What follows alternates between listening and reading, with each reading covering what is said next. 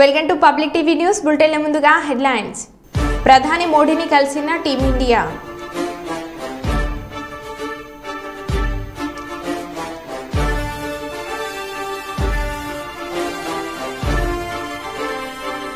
ముఖ్యమంత్రి రేవంత్ రెడ్డిని కలిసిన నిజామాబాద్ ఎంపీ అరవింద్.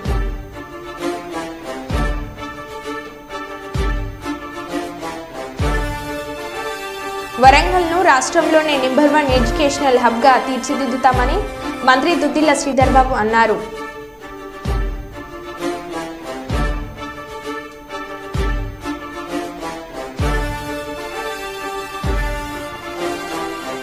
ప్రభుత్వ టీచర్పై తెలుగుదేశం పార్టీ నేత దురుసు ప్రవర్తన.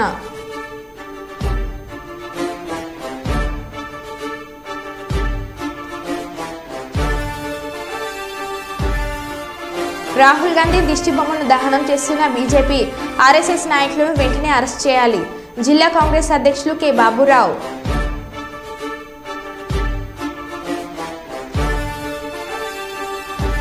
ఇక వివరాల్లోకి వెళ్తే, విదేశాల్లో స్థిరపడ్డ మన తెలంగాణ ప్రాంత వ్యక్తులందరూ ముందుకు వచ్చి ఇక్కడ నగరాల్లో మీ యొక్క వ్యాపార సంస్థలను ఏర్పాటు చేసుకోవాలని కోరుతున్నట్లు IT, electronic and communication, industries, commerce మరియు శాసనసభ్యులు వ్యవహారాల శాఖ మంత్రి దుద్దిల్ల శ్రీధర్ బాబు తెలిపారు. హన్మకొండలోని రాక్స్ ఐటీ సొల్యూషన్ను ప్రారంభిస్తూ రావుల తన సొంత ప్రాంతం, తన సొంత జిల్లా అనే ఆలోచన చేసి అమెరికాలో స్థిరపడ్డ వ్యాపారం చేస్తూ ఇక్కడ స్థానికులకు సహాయం చేయాలని లక్ష్యంతో ఈ సంస్థను ఏర్పాటు చేశారని, ఇది చాలా సంతోషకరమైన విషయమని అన్నారు.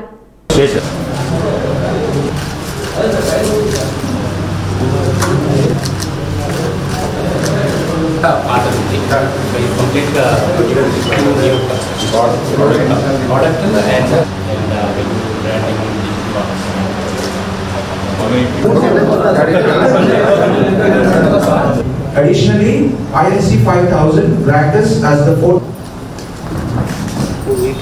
ఈ యొక్క సమావేశం ముఖ్య ఉద్దేశం, ఈ కార్యక్రమం ముఖ్య ఉద్దేశం శ్రీధర్ బాబు గారిని కూడా మాకు విలువైనది అనే ఉద్దేశంతో చాలా ధన్యవాదాలు.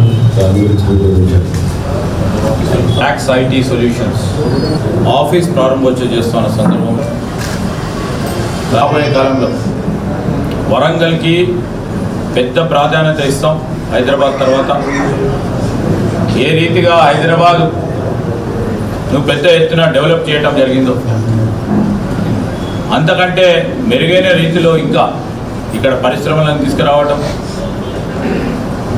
ఐటీ రంగానికి సంబంధించిన పరిశ్రమలను ఇక్కడ తీసుకురావటం, ఇక్కడ పెద్ద ఎత్తున ఉపాధి కల్పించాలనే ఆలోచనను ముందుకు పెట్టి ఒక ప్రణాళిక సిద్ధం చేసుకుంటా ఉన్నాం. మరి ఇక్కడ ఉన్న మా యువకులకు కూడా ఏ విధంగానైతే ఒక పక్షాన రాష్ట్ర ప్రభుత్వం ఈరోజు ప్రభుత్వ పరంగా ప్రభుత్వ శాఖల్లో ఉన్న ఖాళీలను భర్తీ చేసే క్రమంలో తెలంగాణ ప్రదేశ్ సర్వీస్ కమిషన్ని మరి పూర్తి స్థాయిలో కమిటీని వేసి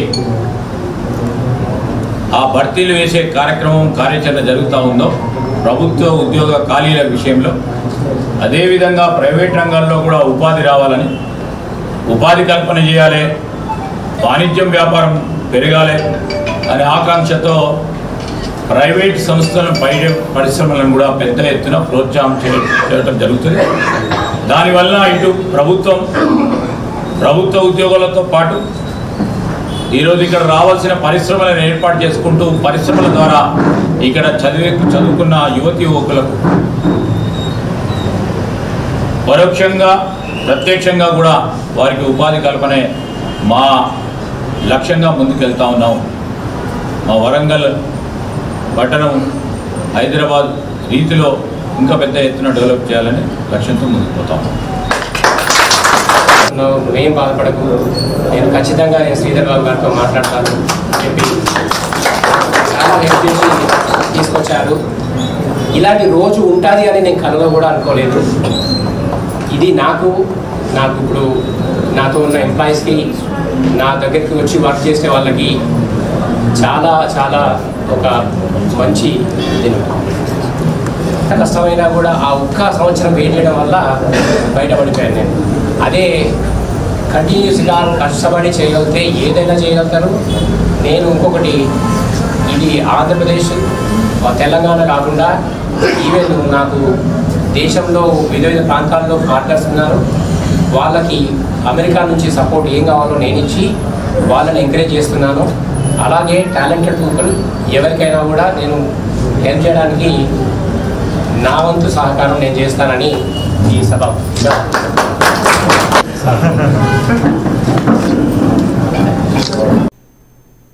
కాకినాడ పట్టణంలో ఉన్న సంజయ్ నగర్ షాపింగ్ కాంప్లెక్స్లో గత కొన్నేళ్లుగా పళ్ళు, కాయలు, కూరగాయలు, మటన్ షాపులు వ్యాపారం చేస్తూ బ్రతుకుతున్నటువంటి చాలా కుటుంబాలు ఈరోజు మున్సిపల్ శాఖ వారు ఖాళీ చేయండి అనడంతో రోడ్డున పడ్డాయని అంటూ కాంగ్రెస్ పార్టీ పీసీసీ అధ్యక్షుడు పోతురాజ్ యాదవ్ ఆవేదన వ్యక్తం చేశారు. గతంలో ఈ షాపులను కాంగ్రెస్ పార్టీ చిన్న చిన్న వ్యాపారస్తులకు ఇచ్చేందుకు సముఖత వ్యాఖ్యం చేసిందని, అయితే తర్వాత క్రమంలో ప్రాంతీయ పార్టీలు అధికారం రావడంతో ఆ ఆలోచనను ఈ పార్టీ అమలు చేయలేదని తెలిపారు.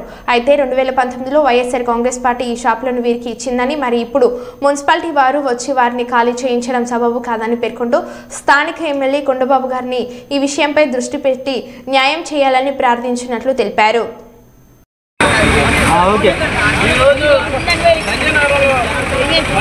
సంబంధించి చిన్న మార్కెట్, రైతు మార్కెట్ 30 సంవత్సరాల బట్టి ఈ ఆడవాళ్ళు కానీ మగవాళ్ళు కానీ కొంతమంది భర్తలు కూడా లేరు. వీళ్ళు ఎప్పటి నుంచో జీవనోపాధి ఈ రోడ్డు మీద పళ్ళు అమ్ముకోవడం కానీ, కూరగాయలు అమ్ముకోవడం కానీ, చికెన్ కానీ, మటన్ షాపులు ఈ లైన్లో ఉన్నాయి. గత 30 సంవత్సరాల బట్టి ఉన్నాయి. ఆ తర్వాత 2014లో గవర్నమెంట్ వచ్చింది, టీడీపీ గవర్నమెంట్ ఉంది. మళ్ళీ 2019లో మళ్ళీ వైఎస్ఆర్ కాంగ్రెస్ పార్టీ వచ్చింది. ఆ గవర్నమెంట్ వచ్చినప్పుడు కూడా మీకు ఇల్లు షాపులు కట్టిస్తామని చెప్పి వాళ్ళు కూడా వాగ్దానం చేశారు, వీళ్ళు వాగ్దానం చేశారు. ఇప్పుడు ఏంటంటే వీళ్ళు సడన్గా మున్సిపల్ అధికారులు వచ్చి ఖాళీ చేయమని చెప్పి వీళ్ళు హెచ్చరించడం జరిగింది. 2 రోజుల క్రితం చెప్పారట. కనీసం వీళ్ళు పేదవాళ్ళు, బడుగు బలహీన వర్గాలు చెందిన వాళ్ళు, వీళ్ళు కనీసం రెక్కాడితే డొక్కాడుతాం. కనీసం ఈ రోజు షాప్ ముగిస్తారు, వీళ్ళ ఉపాధి లేదు. రేపు నుంచి వీళ్ళు అన్నం తింటే కూడా వీళ్ళ దగ్గర కూడా కనీసం ఖర్చులు కూడా రూపాయలు లేవు. కనీసం ప్రభుత్వం మన ఇప్పుడు వచ్చిన ప్రభుత్వం 2024 ప్రభుత్వం వచ్చింది. కొండబాబు గారికి దయచేసి కొండబాబు గారి చేతి నమస్కరించి చెప్తున్నాం.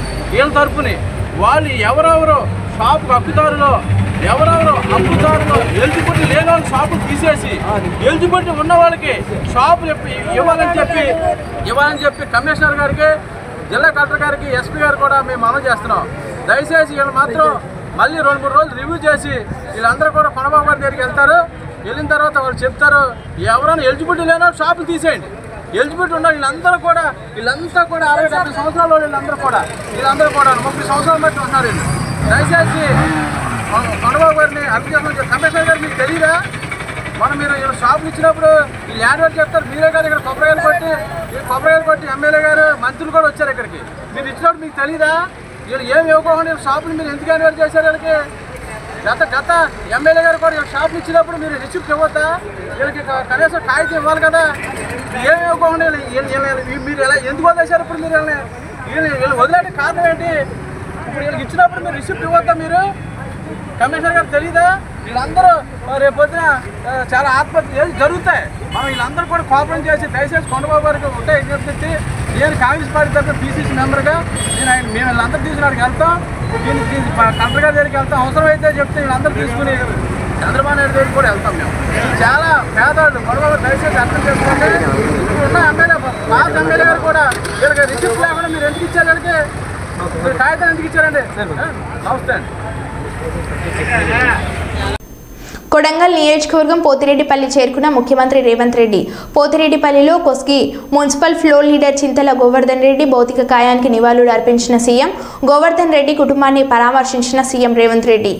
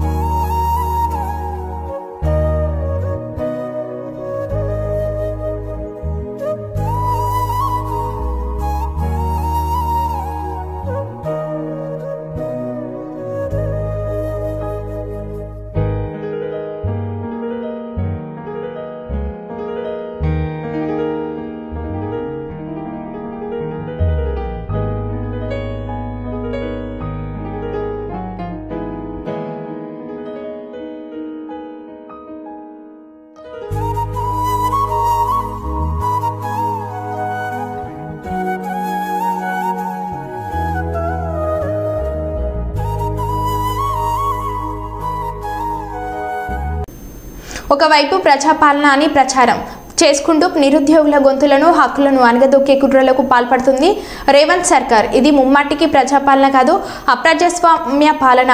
ఉద్యోగుల కోసం పుస్తకాలు పట్టుకొని చదవాల్సిన విద్యార్థులను నడి రోడ్డుకు ఈడ్చి ధర్నాలు ఆందోళన చేసే దృష్టికి తీసుకువచ్చింది కాంగ్రెస్ ప్రభుత్వం. ఎన్నికల ముందు హామీలు ఇచ్చి అధికారంలోకి వచ్చిన తర్వాత ముఖం తిప్పుకుంటే విద్యార్థులకు నిరుద్యోగులకు తోడు ప్రతిపక్షమైన బీఆర్ఎస్ పార్టీ చూస్తూ ఊరుకోదు. సమస్యలు పరిష్కరించేదాకా, డిమాండ్లు సాధించేదాకా వదిలిపెట్టం. విద్యార్థులు నిరుద్యోగుల తరపున గొంతెత్తుతాం, నిర్విరామ పోరాటం చేస్తామని హరీష్ రావు అన్నారు.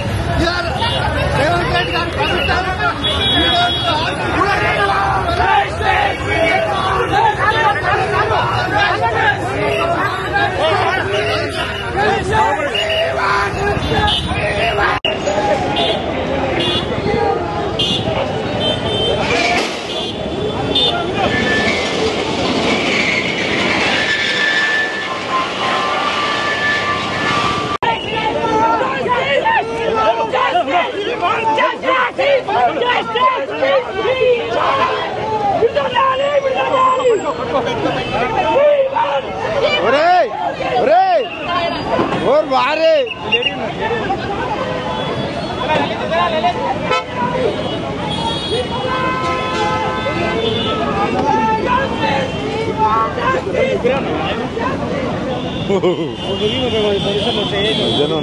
आम आदमी पार्टी छोटी गाड़ी बची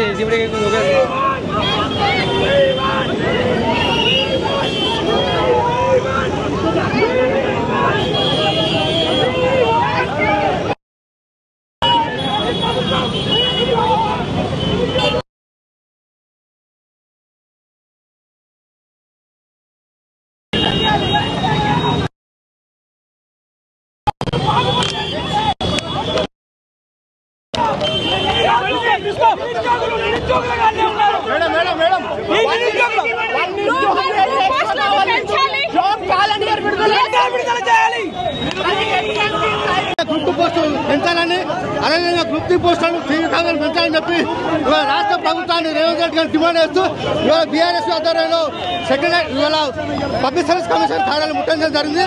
భవిష్యత్తులో ఈ ప్రభుత్వం దిగి వచ్చే వరకు కూడా బీఆర్ఎస్ విద్యార్థి విభాగం ఈ కాంగ్రెస్ ప్రభుత్వం మీద పోరాటం చేస్తుంది.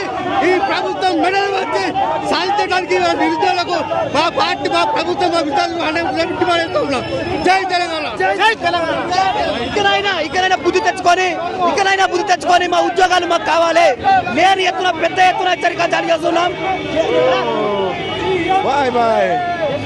కర్నూలు ట్రాఫిక్ సిఐపి గౌతమి ఆధ్వర్యంలో గురువారం సాయంత్రం 5 గంటల నుండి 7 గంటల వరకు కర్నూలు రాజవిహార్ సెంటర్ నందు ట్రాఫిక్ సిబ్బందితో మైనర్ డ్రైవింగ్ పైన స్పెషల్ డ్రైవ్ చేయడం జరిగింది. ఇందులో భాగంగా లైసెన్స్ లేకుండా ద్విచక్ర వాహనములు మరియు ఆటోలను నడుపుతున్న మైనర్లను ఆపి లైసెన్స్లు మరియు వెహికల్ రికార్డులు పరిశీలించి వాహనములను ట్రాఫిక్ పోలీస్ స్టేషన్కు తరలించి వారి తల్లిదండ్రులకు కౌన్సిలింగ్ ఇచ్చి మోటార్ వెహికల్ యాక్ట్ కింద మైనర్ డ్రైవింగ్కు చనాలను విధించడం జరిగింది అని కర్నూలు ట్రాఫిక్ సిఐపి గౌతమి తెలపడం జరిగింది.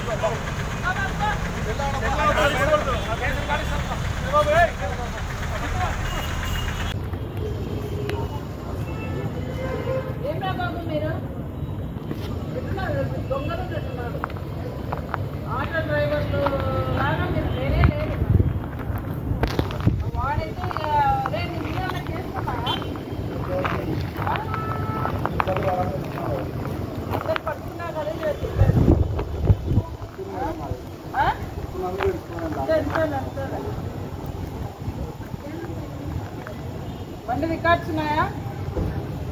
నీకున్నాయరా? నీకున్నాయా?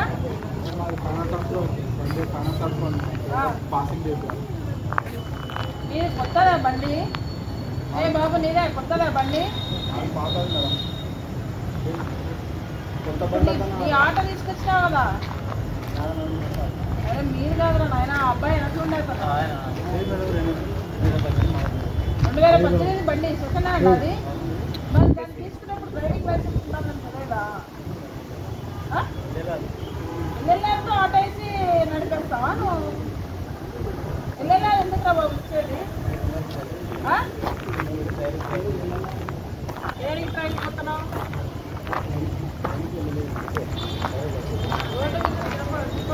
బాబు ఎల్లెళ్ళారంటే నువ్వు ఎక్కడ గ్రౌండ్లో పోయి నేర్చుకోవాలా. నీ బుద్ధి పుట్టినట్టు బాడీగా తిరగడము, భార్యను వేసుకొని తిరగడము, నేనే ఇంకొకళ్ళని తీసుకుని తిరగడము, ఇంట్లో వాళ్ళని వేసుకొని తిరగడానికి కాదు ఎల్లలారు ఇచ్చేది. అర్థమైందా? మీరు మళ్ళీ మీ వాళ్ళందరికీ కూడా చెప్పండి, మీకు తెలిసిన బంధువులందరికీ చెప్పండి. మైనర్లు దొరికితే 25,000 రూపాయలు ఫైన్ వేస్తారు. అంటే జైలు శిక్ష కూడా. దయచేసి మరీ చెప్తున్నాము, మీరు ఇంకోసారి దొరికితే మాత్రం వదలకపోతే ఇప్పుడు ఫైన్లు వేస్తారు. ఫైన్ రికవరీ కట్టిన తర్వాతనే మీ బండి మీకు ఇస్తారు. మీరు ఆటో వాళ్ళైతే మరీ ముఖ్యంగా మీ బండికి అన్ని రికార్డ్స్ ఉండి మీకు లైసెన్స్ లేకపోతే నో యూనిఫాము నో లైసెన్స్ కింద మీకు ఫైన్ వేస్తారు. అలా కాకుండా మీ బండి రికార్డులే ప్రాపర్గా లేవనుకోండి, వాటిని ఆర్టీఓ ఆఫీస్కి రాస్తాము. ఆడపై ఫైన్ కట్టుకొని రిలీజ్ ఆర్డర్ తీసుకురండి, అప్పుడు పంపిస్తాం. సరేనా? ఓకే.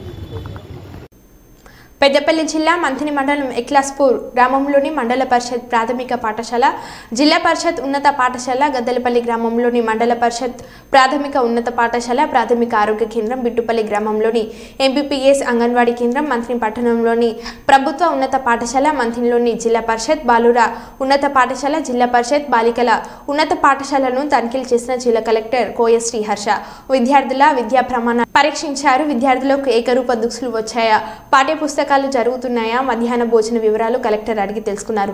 ప్రాథమిక తరగతుల విద్యార్థుల కనీస విద్యా ప్రమాణాలు కలెక్టర్ పరీక్షించారు.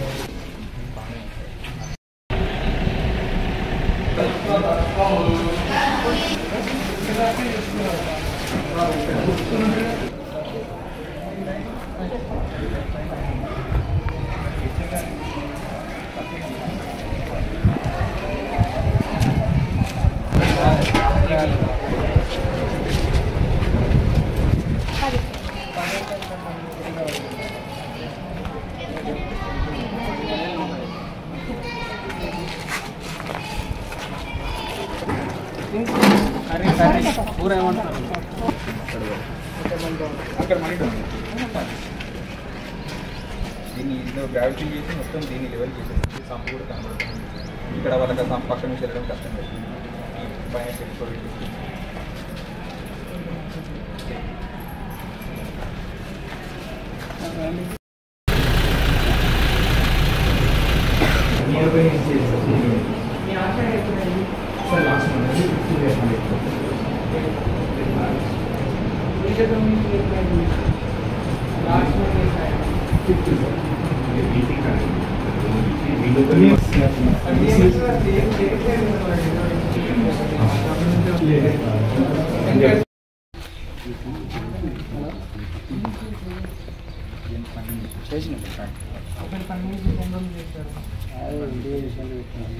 డిలాబిటెడ్ చేసి దాన్ని యూస్ఫుల్ ఉంటే దాన్ని ఆప్షన్ చేయాలి.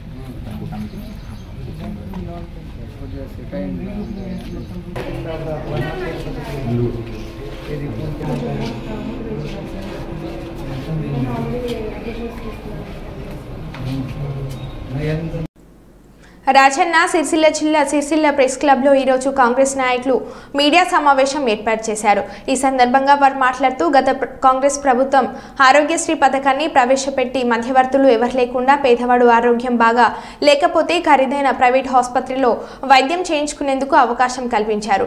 బీఆర్ఎస్ ప్రభుత్వం ఏర్పడ్డాక సీఎం రిలీఫ్ ఫండ్ అంటూ కొత్త స్కీమ్ను తీసుకువచ్చి ప్రజలను అయోమయానికి గురి చేశారని విమర్శించారు. ఏడాది క్రితం ఎమ్మెల్యే క్యాంప్ ఆఫీస్కు సమర్పించిన దరఖాస్తులను పై స్థాయి వరకు పంపించకుండా తమ వద్దని ఉంచుకొని ఎమ్మెల్యే అనుచరులు కాలయాపన చేశారని, ఇప్పుడు మా వల్ల ఆ పని కాదంటూ అధికార పార్టీ వారిని కలవమని సూచిస్తున్నారని విమర్శించారు. ఆధార్ కార్డు చూపించిన సార్ మేము అప్లై చేసిన మీకు రాలేదు, ఆన్లైన్లో సర్టిఫికేట్లో కనబడింది.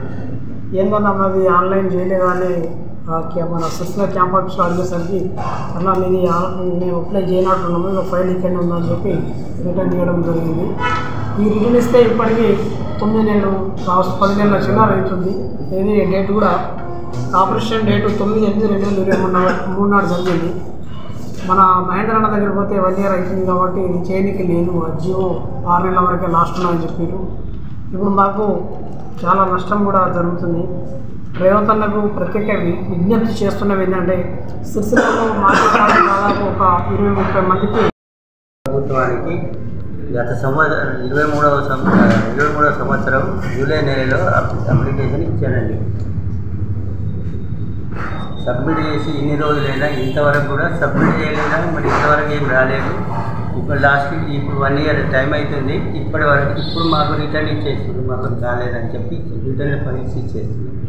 ఎవరికి ఇచ్చారు? మనకే ఇచ్చేస్తుంది. అప్లికేషన్ ఎవరికి ఇచ్చారు? సిఎంఆర్ఎఫ్ ఎవరికి ఇచ్చారు? టీఆర్ఎస్ ప్రభుత్వం టీఆర్ఎస్ ఆఫీస్ నుంచి సబ్మిట్ చేసాం, అక్కడే వాళ్ళే రిటర్న్ ఇస్తున్నారు. ఎక్కడ మన మాజీ మంత్రివర్యులు కేటీఆర్ గారు వారి నియోజకవర్గంలో ఉన్నటువంటి ప్రజలకు మరి సంవత్సరం నుంచి ఈ సీఎం రిలీఫ్ ఫండ్ కొరకు దరఖాస్తులు తీసుకొని సంవత్సర కాలం పాటు జాప్యం చేసి ఇప్పుడు మాతోటి కాదు, కాంగ్రెస్ గవర్నమెంట్ వచ్చింది, ఏ గవర్నమెంట్ వచ్చినా ఎవరు వచ్చినా ప్రజల కొరకు పనిచేయవలసిందే. కాకపోతే ఏంటి అని అంటే వీరేదో వారి పనులను వాళ్ళు చూసుకుంటూ ఈ నిరుపేదలైనటువంటి వీళ్లకు సహాయం చేయకుండా వాళ్ళ పనులను వాళ్ళు చూసుకొని కనీసం ఇవి ఏం చేయాలంటే సీఎం ఆఫీస్కి పంపించి తక్షణమే అది చేసుకునే పరిస్థితులు ఉండాలి. కానీ వాళ్ళ క్యాంప్ ఆఫీస్లో పెట్టుకొని ఇప్పుడు కాంగ్రెస్ గవర్నమెంట్ వచ్చింది కాబట్టి మాతోటి కాదు అని తక్షణమే రాజీనామా అయ్యారు ఎమ్మెల్యేగా. ఇప్పుడు కాంగ్రెస్ గవర్నమెంట్ వచ్చింది, సీఎం రిలీఫ్ ఫండ్ మాతోటి కాదు అన్నప్పుడు ఇంకే పని అవుతుంది? వెంటనే దీన్ని ఇటువంటి శాతగానితనం ఉన్న ఈరోజు పరిస్థితి ఎలా ఉంది అంటే ప్రజలు ఒక మిడిల్ క్లాస్ వాళ్ళు హాస్పిటల్కి వెళ్ళి డబ్బులు ఖర్చు పెట్టుకొని ఇది ఒక కొత్త సిస్టమ్ తీసుకొచ్చింది BRS government, CM relief fund. ఇలా అంతకుముందు కాంగ్రెస్ ప్రభుత్వంలో ఆరోగ్యశ్రీ అనేది ప్రతి ఒక్క బడుగు పేద వాళ్ళకందరికీ ఆపరేషన్ కాకముందు ఏదైనా అనారోగ్య సమస్య ఉంటే వాళ్ళకు సాల్వ్ అయ్యేది. దానికి పైరవులు కానీ తొత్తులు కానీ అలాంటిది ఏం అవసరం లేకుండా డైరెక్ట్ ఒక నిరుపేదకు లబ్ధి పొందే విధంగా ఆరోగ్యశ్రీ అనేది ఉండే. వీళ్ళు సీఎం రిలీఫ్ ఫండ్ అని చెప్పి ఈ ఒక దిక్కుమల సిస్టమ్ తీసుకొచ్చి ఇవాళ ఓట్ల రాజకీయమే తప్ప ఇవాళ ఒక మిడిల్ క్లాస్కు పని చేద్దాం అనేది లేదు. ఎందుకంటే ఇవాళ సిరిసిల్లనే ఇవాళ నిదర్శనం. ఇవాళ మా దృష్టికి వచ్చినాయి ఇన్ని గానం ఉన్నాయి. ఇవాళ 7వ నెలల అంటే 2023 7వ నెలల అప్లికేషన్ నుంచి అంటే ఒక 6 నెలలే ఉంటుంది. ఒక బాధితునికి ఏదైనా ట్రీట్మెంట్ అయితే 6 నెలల వరకే మనం సీఎం రిలీఫ్ ఫండ్ పెట్టుకునే అవకాశం కల్పించింది వాళ్ళు. దాన్ని కూడా నిర్వీర్యం చేసి వాళ్ళు ఓట్ల కోసం అవి చేసిలే తప్ప ఇవాళ ఇప్పుడు కాంగ్రెస్ గవర్నమెంట్ కూడా ఇవాళ సబ్మిట్ చేయకుండా ఎవరంటే ఎవరైనా పోయి అడిగితే కూడా ఇవాళ కాంగ్రెస్ గవర్నమెంట్ వచ్చింది కదా ఇప్పుడు వాళ్ళే చేస్తారు పో అంటే అది హౌ ఇస్ పాసిబుల్? ఇది కాదు. ఎందుకంటే ఒక సీఎం రిలీఫ్ ఫండ్ అనేది 6 నెలల వరకే అవకాశం ఉంటుంది. ఇప్పుడు వాళ్ళది అయిపోయినాక ఇప్పుడు 7వ నెలలు అయింది, వీళ్ళు గడ్డి వీకిల్లా వీళ్ళు ఏం చేసిళ్ళు? ఓట్ల కోసం ప్రచారం తప్ప.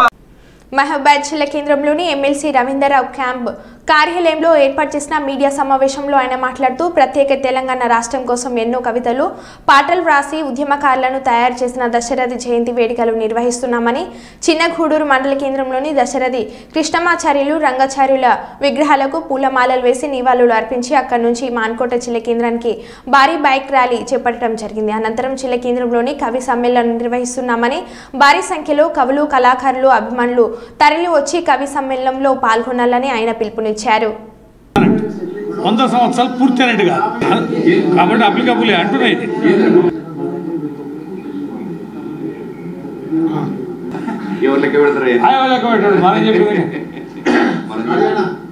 ఇప్పుడు ఇన్సూరెన్స్ చేస్తే కూడా చూడు నువ్వు. నా తెలంగాణ కోటి రత్నాల వీణ, ఈ పద్యం వినని తెలుగు సాహిత్య ప్రియులు ఎవరు ఉండరు. చరిత్రలో నిలిచిపోయినటువంటి పద్యం, అజరామరంగా నిలిచిపోయినటువంటి పద్యం. ఈ జూలై 22 ఆయన శత జయంతి ఉత్సవాలు ప్రారంభమవుతున్నాయి. ఆయన 1925లో జన్మించాడు. ఇప్పుడు శత జయంతి అనేది ఈ వచ్చే జూలై 22 నుంచి ప్రారంభమవుతున్నది. కనుక ఇది నిజంగా మొత్తం తెలుగు సాహిత్యాన్ని అభిమానించే వాళ్ళందరికీ, దాశరథిని అభిమానించే వాళ్ళందరికీ, తెలంగాణను ప్రేమించే వాళ్ళందరికీ కూడా ఒక గొప్ప పండుగ దినం.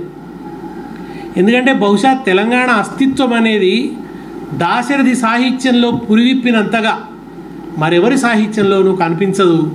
అనేక రకాలుగా ఆయన తెలంగాణను తలపోశాడు. తెలంగాణ గురించి ఉద్విగ్నమైనటువంటి, ఉద్వేగపూరితమైనటువంటి కవిత్వాన్ని ఆయన రాసినాడు. అటువంటి మహానుభావుడి యొక్క శత జయంతి సంవత్సరం ఇది. ఆయన ఈ మానుకోట బిడ్డ కావడం గర్వకారణం. అయితే ఆయన సాహిత్యం ఏమిటి, ఆయన చేసిన కృషి ఏమిటి, ఆయన స్ఫూర్తి ఏమిటి అన్నది ఈ శత జయంతి సందర్భంగా యావత్ తెలంగాణ కూడా మథనం చేసుకోవాల్సినటువంటి ఒక మన ఆయనను తిరిగి తలుచుకోవాల్సినటువంటి సందర్భం ఇది. ఒక సమీక్షించుకోవాల్సినటువంటి సందర్భం. ఆ స్ఫూర్తిని మనం ఎంత మేరకు అందుకున్నాం, ఆయన అందించిన స్ఫూర్తిని ఎట్లా నడిపిస్తున్నాం, ఇవాళ సాహిత్య ప్రస్థానం ఎట్లా ఉంది, ఇవన్నీ కూడా మాట్లాడుకోవాల్సినటువంటి అవసరం ఉంది.